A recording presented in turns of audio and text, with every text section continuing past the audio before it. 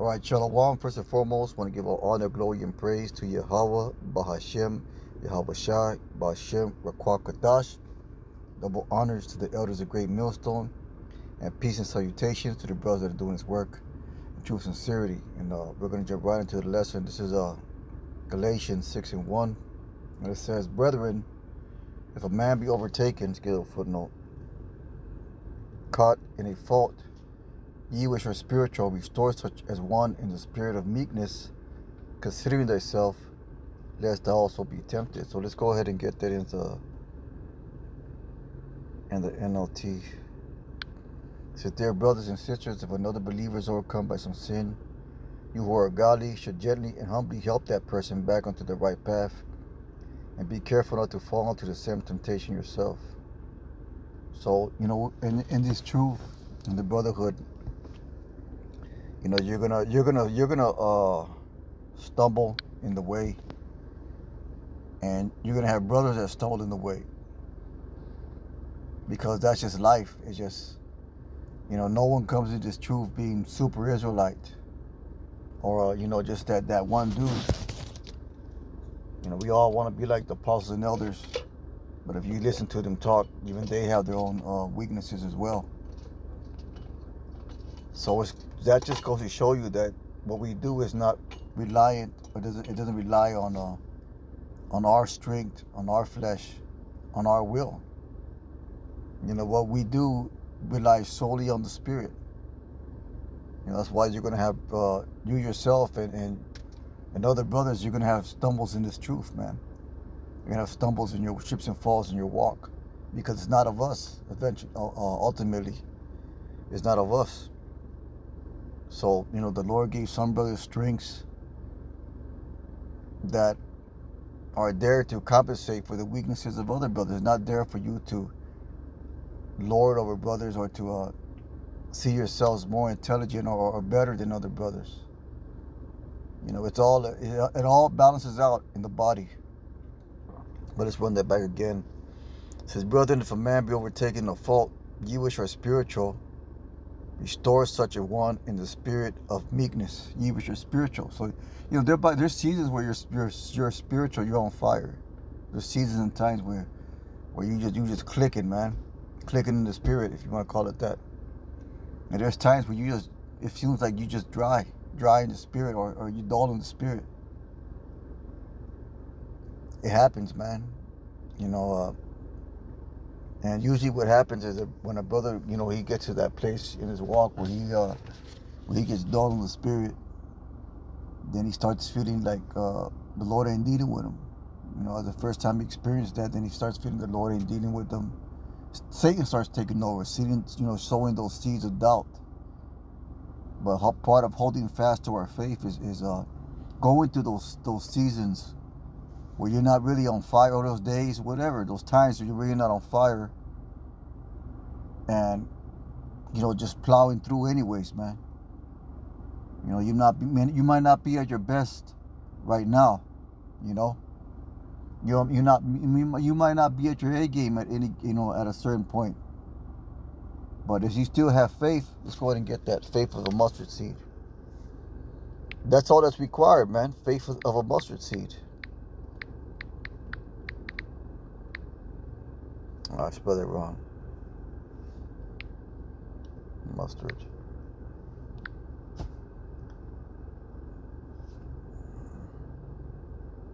See here. This is Matthew 17 and 20. And it says, and Yahweh Shai said unto them. Let's go ahead and start up a little.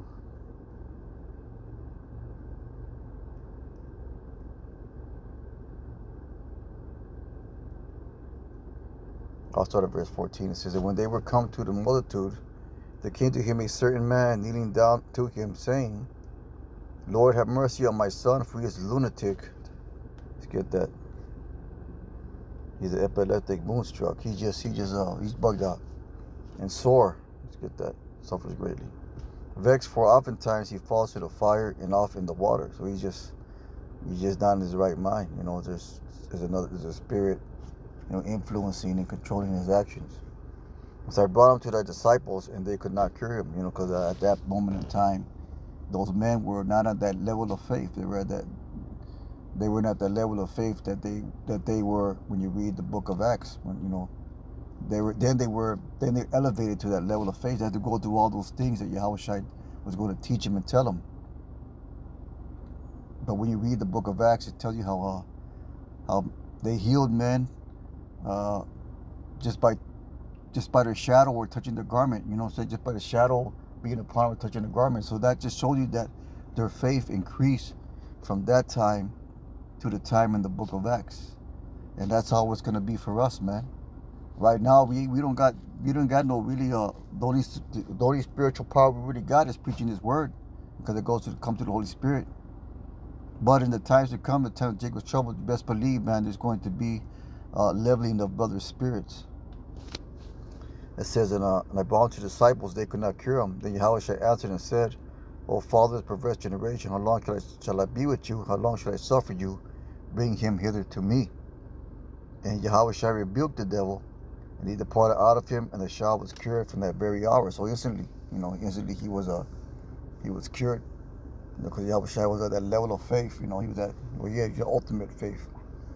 And then even then, if you really want to think about it, the Lord Himself had His moments of weakness where he didn't really, He is the flesh. The garden of because if I'm saying it correctly, the garden of Gethsemane. I always have trouble pronouncing that word. And it says, verse 19, it says, then came disciples to Yahushua apart and said, why could not we cast him out? Yahushua say unto them, because of your unbelief, for verily I say unto you, if you have faith of a grain of a mustard seed, you shall say to this mountain, remove hence to yonder place, and it shall remove, and nothing shall be impossible to you. Howbeit this goes out but by prayer and fasting. So what did that mean? It meant that by prayer and fasting is how you reach a spiritual level, if you want to call it that. You dig deeper into the spirit. So basically what Yahweh is saying is that they had to grow in their spiritual walk. And sometimes that growth requires suffering or denying of yourself, because that's what prayer is or begging. Prayer is begging, and fasting and denying yourself. Fasting is a form of suffering your flesh to empower your spirit. So sometimes, going back to Galatians 6:1, sometimes you're going to be overtaken. You're going to be caught in a fault, caught, not being at your best. And you will want mercy on you, just as you would like to. You will give mercy to that brother.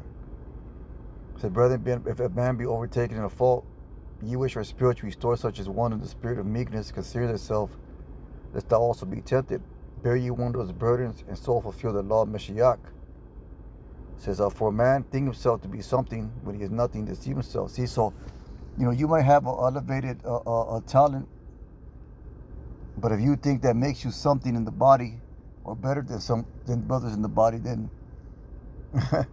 then you're deceiving yourself, because this is not of us. That's why we stumble. That's why we fall, because to prove that this is not of our own doing, will, or strength. It's of the Spirit.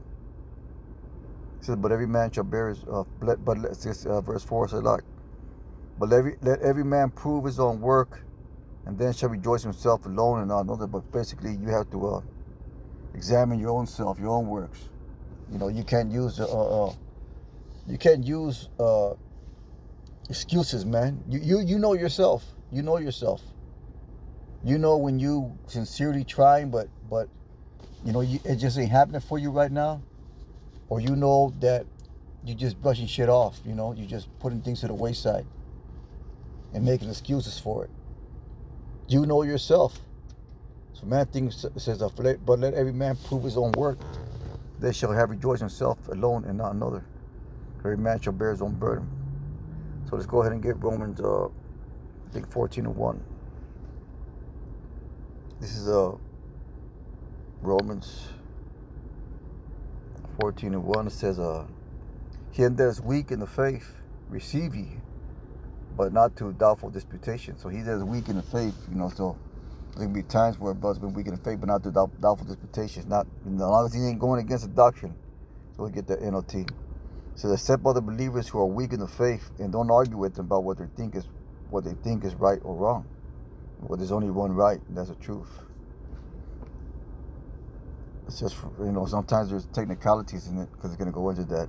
But let's go ahead and get that in KJV. It said, for one believes that he may eat all things, another who is weak eat his herbs. Say my brother that, he's a vegan, besides the Passover, he's all vegan, a vegan diet. That don't mean he look down on brothers that eat meat. Because, look at me, I'm vegan, which makes me more spiritual, whatever. Or you can have a brother that doesn't drink, and he may look down on the brother that likes to have a drink for himself now and then. These are just examples. It says, but it says, they have not he that eateth despise him that eateth not. Let not him eat which eats not, judge him which eateth, for Yahweh received him. Who art thou that judgest another man's servant? To his own master he standeth or faultless. Yet he shall be holding up, for Yahweh is able to make him stand.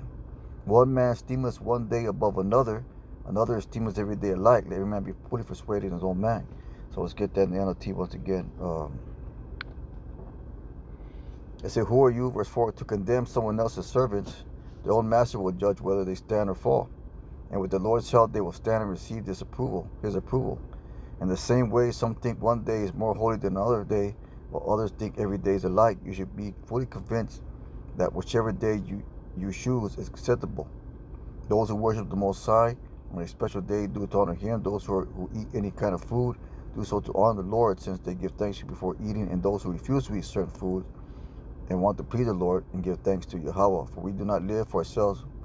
We don't live for ourselves, we die for ourselves. So it's not talking about eating pork or not eating pork. That's not what it's talking about. A lot of people like to use that, but let's go get Romans 15:1. It says, we who are strong must be considerate of those who are sensitive about things like this. We must not just please ourselves. So what we've been given, let's get that in verse KJV. We then that are strong bear the infirmities of the weak, not to please ourselves. That every one of us please his neighbor for his good to edification. So that's the whole purpose of you having a strength that a brother doesn't have.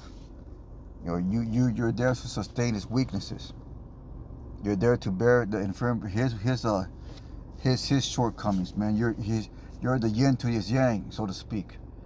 And that's how the body is perfectly formed. It talks about the unseemly parts of the body. And basically we brothers have certain positions, certain leadership roles or what have you. But don't let that go to your head. We've seen position go to men's heads. It happens. It's just human nature that position, rank will go to your head. And then once that either the Lord he humbles that man down, through some means, and then he comes to his senses, or the Lord just gets rid of him. And we've seen both those examples. So the Lord gave brothers certain strengths. He gave certain strengths to brothers, for the purpose of the body, not for the glorying of ourselves. And always remember that. Always remember that even the younger brother, he might know something, or he might have a way of doing things that enlighten you, that you can learn from. You always got to be, the Bruce Lee said, he had a quote that said, absorb what is useful. So you always got to look, you get like a sponge, absorb what's useful to you, man. If a brother has a certain way of doing things, or studying, or whatever, or just things in general, and you see that it's useful to yourself, then you adopt that, man. We're here to build each other up. It's Hebrews 12, 13. It says, to make straight paths for your feet. Well, we'll start at verse 11. It says, now no chasing for the present seems to be joyous, but grievous, nevertheless afterward yields the present fruit of righteousness, them which are exercised thereby.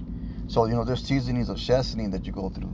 The seasoning where you're not at your best, where you're not really feeling the Spirit, man. You know, it's just things get overwhelming, and you use those opportunities to build up your faith. You know, and sometimes the Lord will just give you a little spanking, spiritual spanking, to get your mind right, man. You know, and all brothers can testify to that. It says, wherefore lift up. Watch it when again, now no shame for the present seems to be joyous, but grievous, nevertheless afterward yield this peaceable fruit of righteousness, and them which exercise their body. Let's get that word exercise. They train their body. So all this is training, man. You gotta look at it like that. Everything that we're going through is spiritual training. You know, spiritual training for what's to come. You know, in the military they got, you know, training and exercises and, you know, things that you go through and do it repeatedly. And sometimes you're the best at them, sometimes you're not. But eventually, when it comes time for you to get down with it, then it's there. You learned it. You experienced it. You know what to do in the situation. So wherefore lift up the hands which hang down the feeble knees. So don't let those chastenings or those times that where you're low in the spirit, you know, don't let it bring you down, man. It says wherefore lift the hands which hang down the feeble knees and make straight paths for your feet. There's that which is lame be turned out of the way, but rather let it be healed. Let's go and get that in the NLT. It says work. It says make a straight path for your feet, that for so that those that are weak and lame will not fall but become strong. So that's the whole point, man. We're here to build each other up. We're here to strengthen our spiritual selves, man. You know, and our physical, everything. Because apostles, they go into the health, they go into a mindset, they go into the spirit, they go into everything, man. You know, what good is it to know breakdowns and precepts and scriptures, but you're physically ill all the time because you got a junk. You know, it's a balance, man. Everything's a balance. Everything has to be balanced. You have to be a circumspect of everything, man. You know, you got to be knowledgeable of all things, and the apostles taught us that. They're knowledgeable of all kinds of things. You know, they talk about every subjects, man. Every subject there is. They'll bring it up in one way or another. Women, you know, expenses, money, whatever, man. Certain ways of doing things, exercising, nutrition. You know, just all to form the basically the alpha man, the man of the Lord, because he is the true alpha man, because the Yahweh Shai is the true alpha. And you gotta look at it like that. And with that being said, man, just there's another lesson here at the plantation. Most High will and hope is edifying. Was I don't give all honor, glory, and praise to Yahweh Bashem Yahweh Shai. Kahala Yahweh Bashem Yahweh Shai. Brothers, keep on pushing. Shalom.